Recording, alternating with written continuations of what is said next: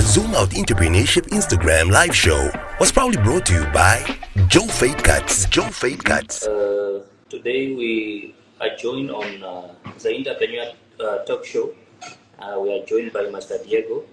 Master Diego is a Master Diego is A brand manager. is a brand manager at Namib. You will join us. Maybe you can just start with the introduction.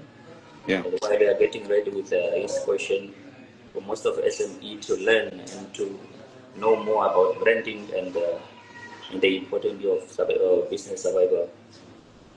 Yeah. Before I'm a brand manager, I'm a follower of Christ, and then I am a husband, and then I'm a son and a brother, and a family and friend, and then I'm a brand manager and a marketing consultant. But obviously, we're all here because of my profession and my expertise, and so it's a very interesting journey that I'm on, starting at a very young age of 12 years old, 12, 13 years old, of being a part of the family business and seeing the gaps in the business, and which led me Yes. to study marketing and pursue the career that I'm in right now.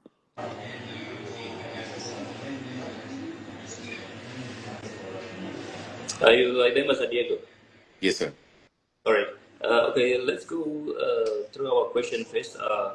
What is branding and why is it important? Yeah, branding it's not what people think it is.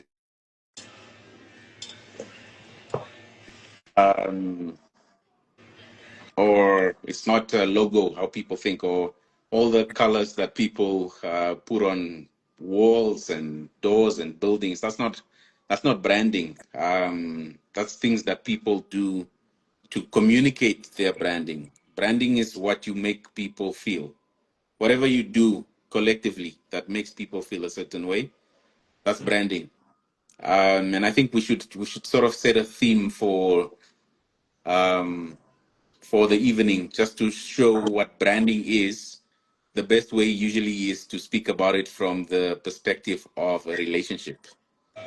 And if we can just use that theme for the rest of the evening, it will really strike us, or help us explain what branding is. So yeah, basically branding is collective things that you do that gets people to either choose you or not because of the way you make them feel. So if you were to go on a date um, with someone and you ask them out on a date, they will size you up, look at the way you speak, how you dress, who you are, your mental or intellectual capacity, and all the things that matter to them before they say yes. And that's basically how you brand yourself. And that's the reason why people buy, and that's what makes it important. Is because if you don't brand yourself properly, then people don't want to go on a date with you. But if you look at it from a business sense, they don't want to buy the service or the product that you sell. Right, sure. Okay, meaning, like, let me say, how do you, like, there is let me go through our industry, like barbers and the hairdressers. Yes. Uh, there is mostly some of them that are renting chairs. Yeah. Uh, how do how do you how do for example someone is renting chair in Joe Fitzcar, how can Yeah. he brand himself, like how can he let me say how can he brand himself through for example let me say is renting a chair in a salon just in Yeah. town Yeah. that doesn't have any brand on it. It's just a barber or a lady can come in anyway. How can they brand themselves in that way? I like the question because it's very relatable to me. When I came to Vintuk, 2014, I think, I started cutting my hair from a guy that I was referred to by some of the guys that would cut there by him, and obviously they were my friends. So this guy was also just renting a chair in town. No logo, no anything out there. No, the only thing that you saw was a green building Yeah, that was written salon and barbershop. That's it. But the queues that I would have to wait and sit for long hours in the barbershop were very long because of the way the guy branded himself. And that was basically in the way that he treated his clients. He made you feel like you are the only person that matters for him, and that he wants to cut your hair, and that every time that you have a back cut, he makes you feel bad for not coming to him to cut your hair. So that's how he branded himself. He did collective things. So he would come, he would give you a drink, or he would have a conversation with you while he's cutting someone, or there were just different things that he did that he branded himself in the great personality that he has, that made him be standing out from the other three chairs that were next to him. So to answer your question, in a space like that, you need to treat people in a specific way that makes them want to come back every time. So it's how you make your customer feel. And at the end of the day, you want the customer to become a loyal customer that comes back every time. And then they become an advocate where they start telling their friends about how well they are treated at Joe's Fate Cuts. And that's how you grow your following and you build your culture, basically. That's good. And our third question is, how does a strong brand identify? How does let me say, how does the strong brand identity impact a small business growth and customer loyalty? Yeah, so with branding, a strong identity is imminent, especially for SMEs, because that's what gets you across the line to from an SME to become a big business. But basically, the two things that are important in that is you need to look to become very recognizable, where people can pick you out instantly. We should not be looking for you. And then secondly, it makes you relatable. Strong branding makes you relatable in the way that people feel your brand gets them. Like, I need to feel like Joe's Fake Cut gets me. And that's usually how you know that the brand identity is quite strong. And for your business to grow, if you're not recognizable, if people can't see you or they don't know how you look like, and you are not relatable to the sense that you cut, young black man's hair, then you are missing the plot, basically. So for SMEs, this is very important because people usually think that strong brand identity is driven by big budgets, but it's not. Um, Strong brand identity is usually driven by how many people you connect with and how many people you make feel like you get them.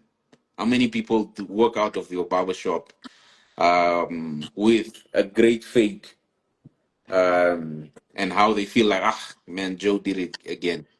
Joe did it again. So that's why it's important. You can always try to outspend your competitor, and you will die trying. And that's a losing battle usually because somebody will always come with a bigger budget. But you can always win with something that doesn't cost you money, which is making connections with each and every person that walks in the doors of your business. That's true. And also, before we move from there, there is we were talking about people renting chairs and people like salons, and Yeah. they're into someone's space, as you said. You started cutting with someone at a place that is just night and barber shop. It doesn't have, it's not branded. Yes. Uh, well, because most of people they don't know how to move out of that comfort. Yes, they are renting share whereby they are paying 1.5 per month, and for them to move from that step to the another to the next one, Yeah. especially in this industry of grooming. Yeah. Uh, how can maybe you advise someone on how he can do for him to, let me say, to, because he's already a brand on himself inside there, how can he take himself from that place to open Yeah. his own place? Yeah. It's very simple. Service delivery. Focus on the way you deliver your service because you are already at odds with what, three or four other people that offer the same service next to you in the same building. The only way you can get out of it is if you master your craft and you make people feel a specific way, in a way that they want to come back every time, and they just want to come back to you. And it's not, look, anybody can wake up and learn how to, master over time, master how to braid hair or cut hair or stuff like that. But people want to go to the barber that makes them feel like they get them. You start building a relationship with people.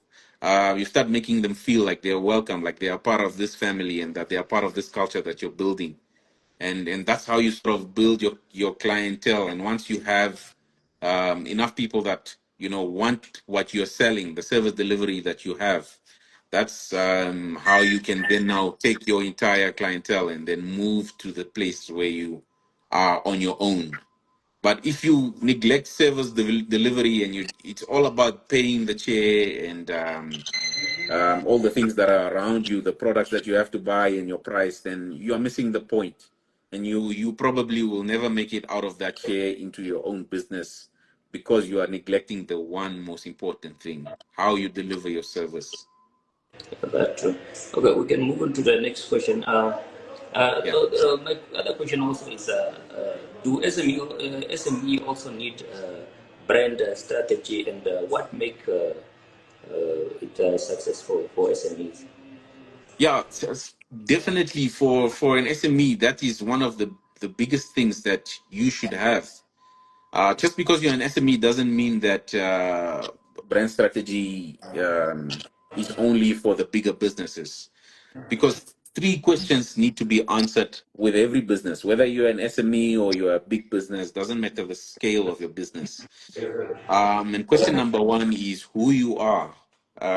People are drawn to an identity in business and in products and in services. Secondly, who do you stand for? Um, what does your identity stand for? Do you stand for something that I stand for, or do you stand for something that I don't stand for? And then thirdly, a question that needs answering is why should people care?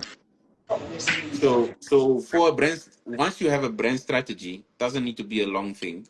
It's just a guiding document that sort of shows you how you answer these three questions. Because if you don't answer these three questions, then nobody will ever come to you, or people will try you for the first time every time and they will never stay. So for the rest of your life, if you are a barber or you are a hairstylist, you will cut somebody's hair or style somebody's hair once and then never again until you answer those three questions.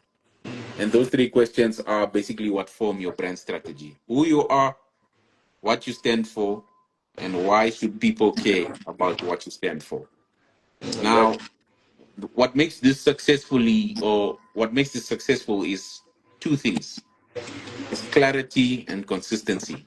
How clear are you when you communicate to people, and how consistent are you in the service that you deliver? Once you master these two things and you are very clear and you are very consistent, then people will start coming to you over and over and over again. And this is something that I was also saying the other day to a friend, was that if people cannot answer who Joe's Fate Cuts is within one sentence or two sentences, then there's something wrong with your strategy. So people need to be able to clearly answer your question. Oh, I mean, answer who you are and what you stand for. And basically, that's what sums up a brand strategy. It's how, who you are, what you stand for, and why people care about what you stand for. And if you are an SME, you definitely have to have a strategy so that these questions are answered.